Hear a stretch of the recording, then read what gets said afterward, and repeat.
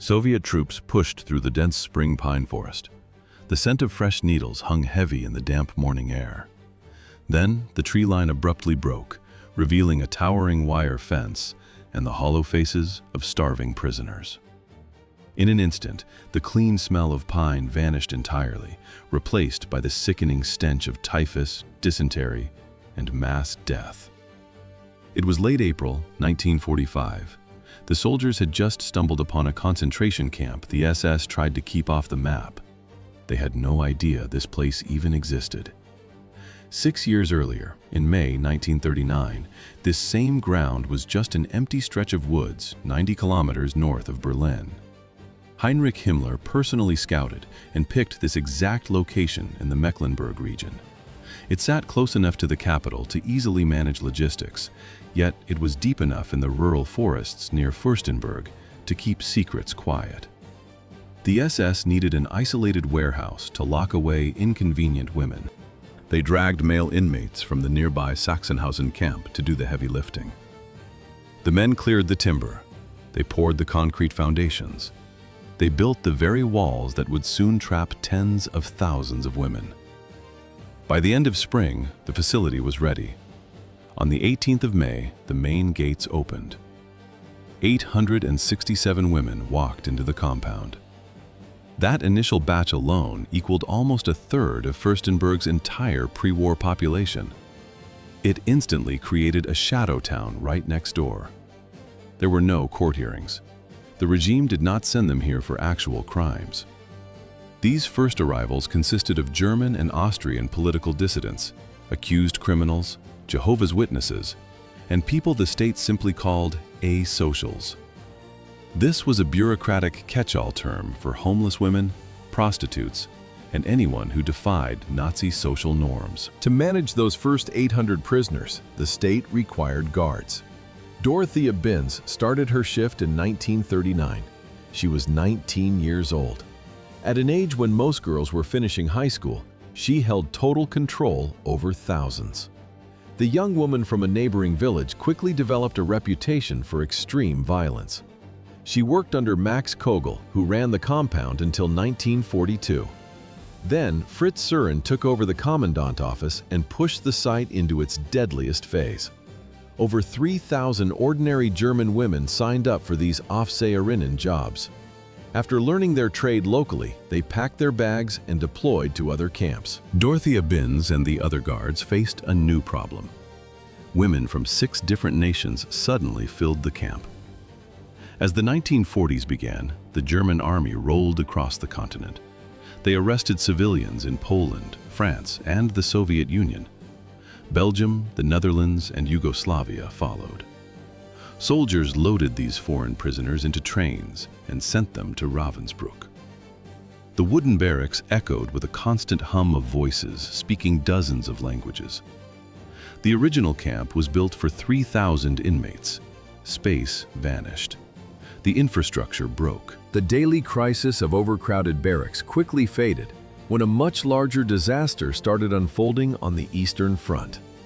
By the summer of 1942, the women in the camp became the solution to a military problem.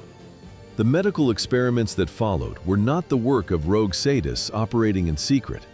Official SS doctors carried out these procedures with the full backing of the German government. Doctors laid healthy women out in the squalid barracks, surrounded by the sharp gleam of sterile surgical instruments. An SS physician took a scalpel and made a deep incision directly into the muscle of a prisoner's leg. The doctors did not just cut into the flesh, they wanted to watch the decay spread. The medical staff deliberately introduced gas gangrene bacteria into the fresh, open wounds, sealing the infection inside the leg. They documented the swelling, the rot, and the fever as the living tissue died. This specific agony had a clear military purpose for the German army. Since the military lacked Allied penicillin, gas gangrene killed up to 30% of wounded soldiers on the Eastern Front. The High Command needed an alternative treatment fast. Karl Gebhardt, a top physician directly serving Heinrich Himmler, chose to bypass animal testing entirely. He used human beings as his laboratory mice to study bone, muscle, and nerve damage. The clinical trials turned the camp into a zone of calculated mutilation for the sake of battlefield medicine. The prisoners had no choice, lying on the tables while government surgeons destroyed their health. Many did not survive the high fever and the spreading rot that consumed their legs. Those who did live through the ordeal never fully recovered from what the SS doctors did to them. The surviving women carried the evidence of these military experiments for the rest of their lives, enduring chronic infections and severe disfiguring scars. Karl Gebhardt needed more than just gangrene infections. A 16-year-old Polish girl stood inside the medical block. She received a straightforward offer from the SS: step onto the operating table or face the firing squad. The guards tightly strapped her down. Camp doctors intentionally administered weak anesthesia. Scalpels sliced deep into her right leg. She felt the heavy, sickening pull as surgeons sawed directly into her bone, fully conscious of the procedure.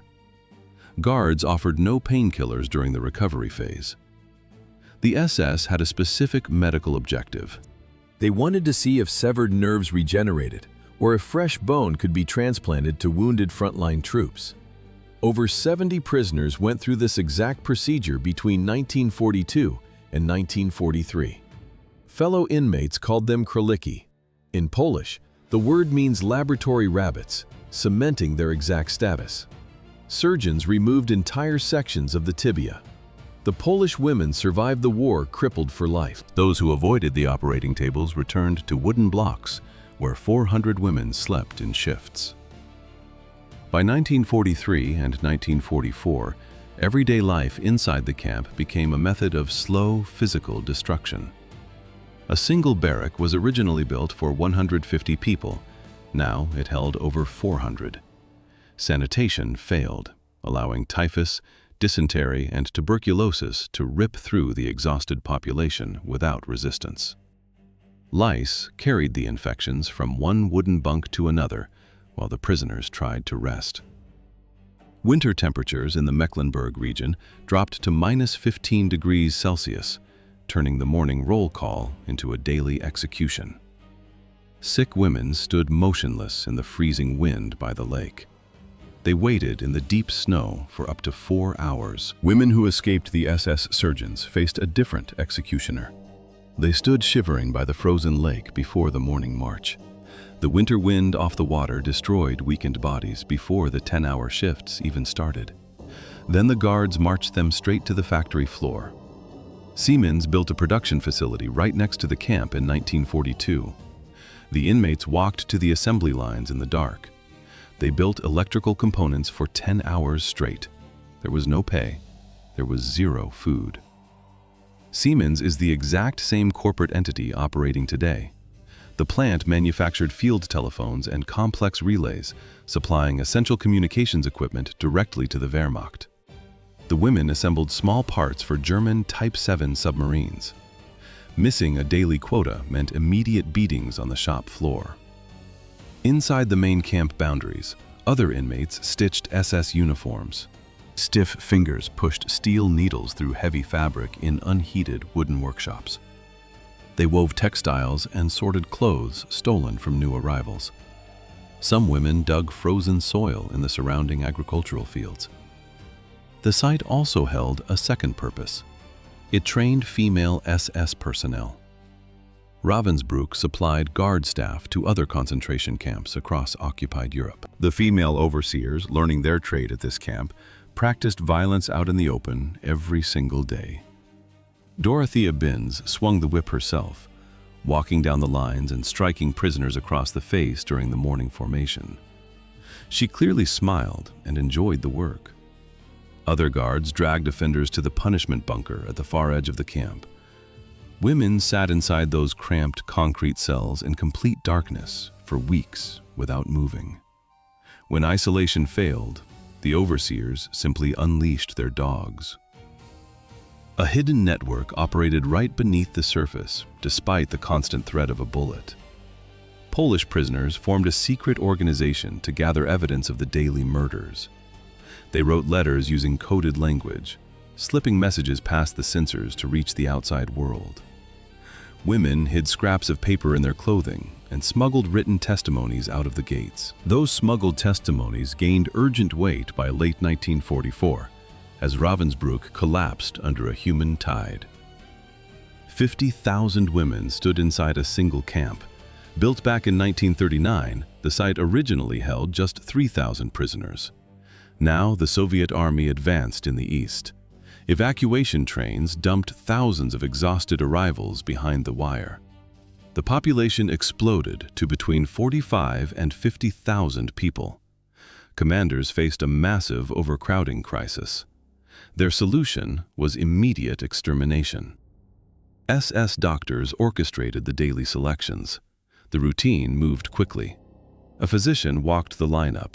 He checked for swollen legs, hollow faces, and raw physical collapse. A quick point of his finger separated the weak from the workforce. Guards announced the selected inmates would travel to a rest camp named Mitverda or Uckermark. It was a calculated lie to stop panic. The inmates knew the truth. Women fought back with their own skin.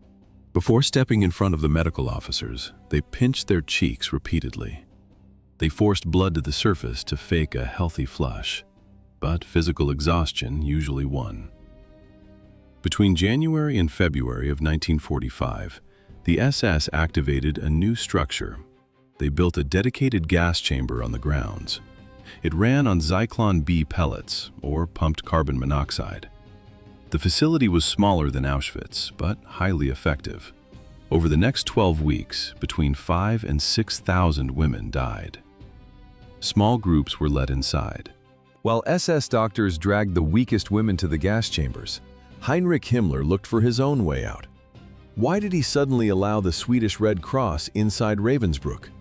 He needed to negotiate his personal safety. By late January 1945, the Soviet Red Army had already liberated Auschwitz. But instead of facing the collapse, the head of the SS sat down for polite, diplomatic talks with Count Folke Bernadotte. Himmler wanted to trade human lives for leniency from the Allies.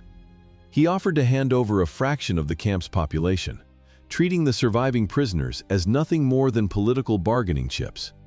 The resulting deal launched the White Buses operation, and the first vehicles reached the camp gates by late March 1945.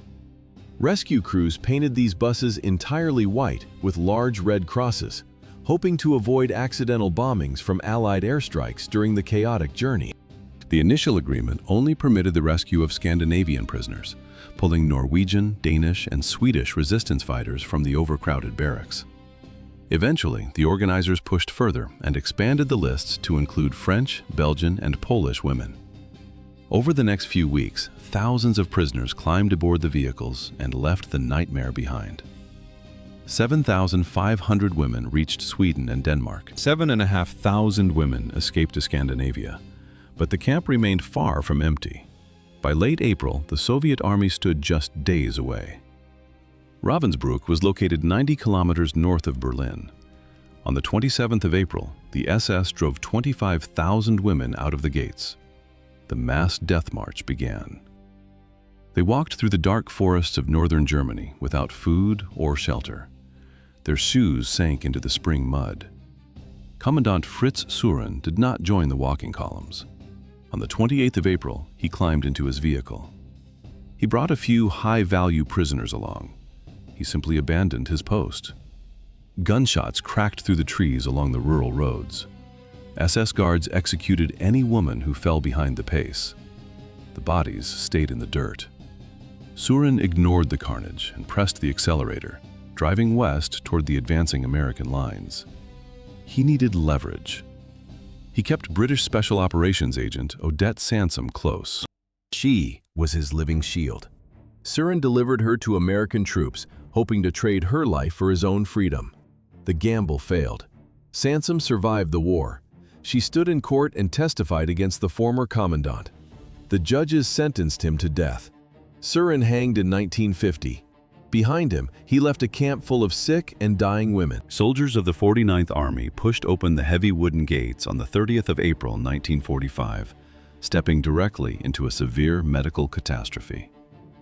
On the exact same day Adolf Hitler shot himself inside his Berlin bunker, Soviet infantrymen found between 2,000 and 3,000 women lying motionless across the dirt. The camp guards had already burned the execution records and fled the area, leaving behind starving prisoners whose body weights had dropped below 30 kilograms. Combat troops walked through the silent barracks and immediately started emptying their own pockets to help the survivors. A young soldier reached down and handed a heavy tin of military stew to a woman who could barely lift her head. She took the dense army ration in her severely weakened hands and eagerly began to swallow the rich food. But that simple act of kindness carried a hidden danger. A sudden intake of heavy calories triggers a massive spike in insulin, which rapidly pulls electrolytes out of the bloodstream and into the starving cells. Doctors now recognize this violent chemical shift as a fatal chain reaction called refeeding syndrome. After surviving months of continuous starvation, a normal piece of black bread or a standard tin of beef became a deadly threat to their failing organs. The human heart muscle lacked the strength to handle the sudden metabolic shock. Cardiovascular failure usually followed within hours. Soviet field hospitals eventually caught up to the frontline combat units, but the military doctors arrived too late to stop the immediate physiological damage. Many women survived the gas chambers and the winter death marches, only to die from eating food during their first few days of freedom. These starvation deaths happened just under 2 kilometers from the comfortable homes of Fürstenberg. 5,000 townspeople lived right next to a slaughterhouse. Yet after the war, they claim they never noticed a single thing.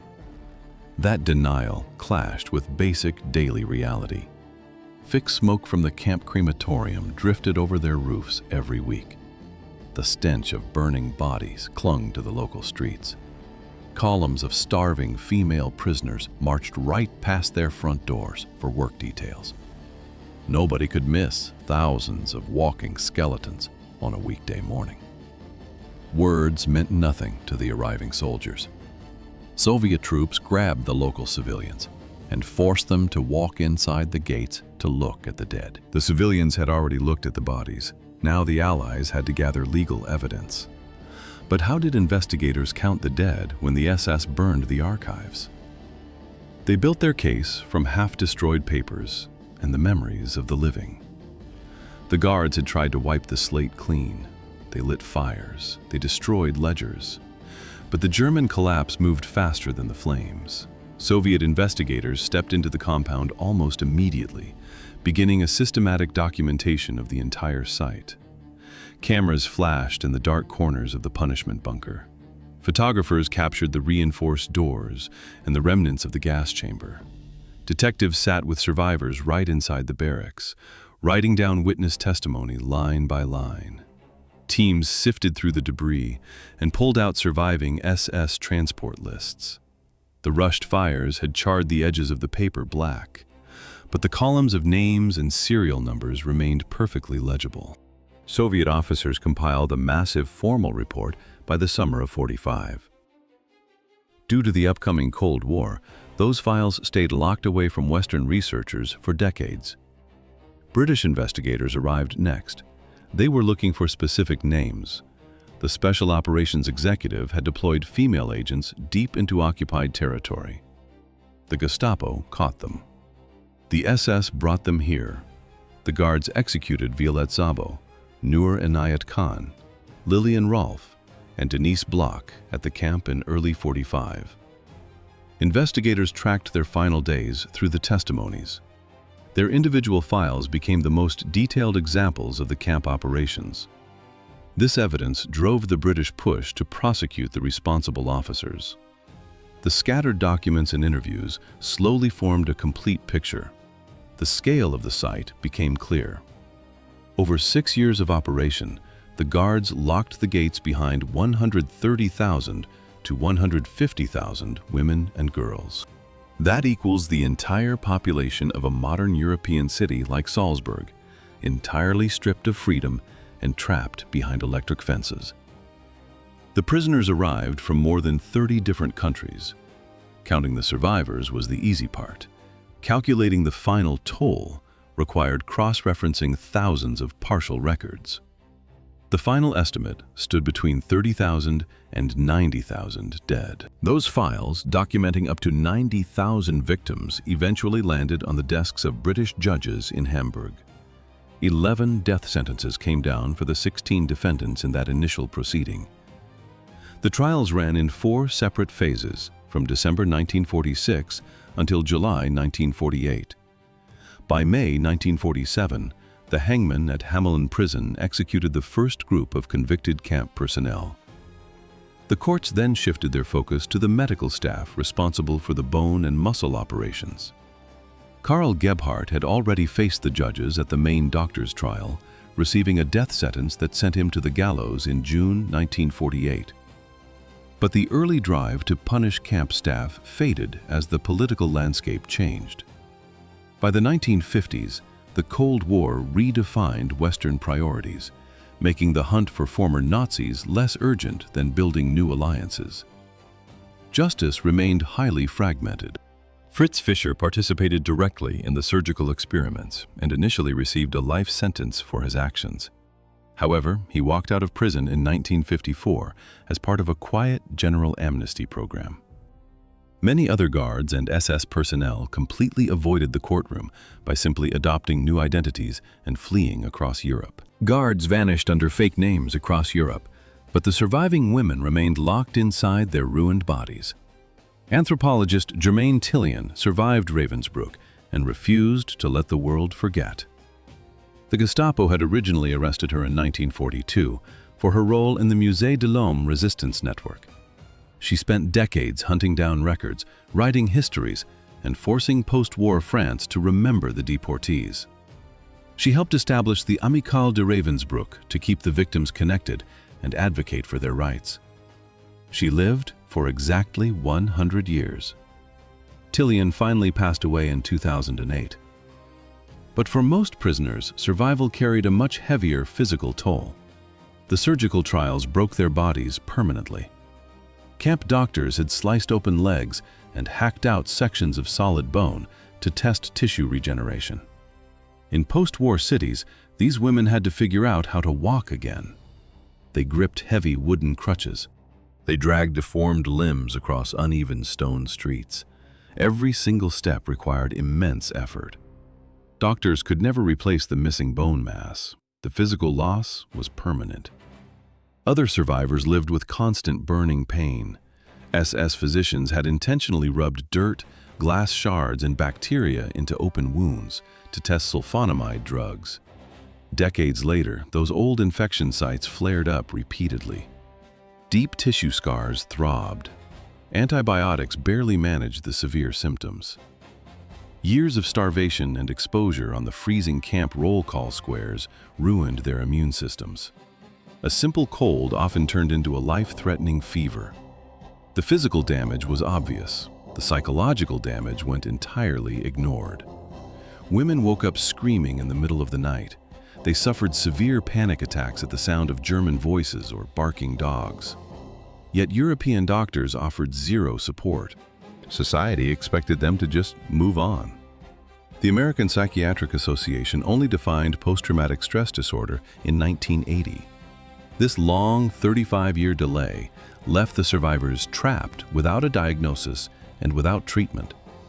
Medical science back in 1945 simply had no concept of psychological trauma. Without medical treatment, the only way these women could survive was fighting for financial compensation. Today, their descendants carry a quiet burden. But in the 1950s, survival meant facing humiliating paperwork. West Germany launched a reparations program. The Luxembourg Agreement passed in 1952.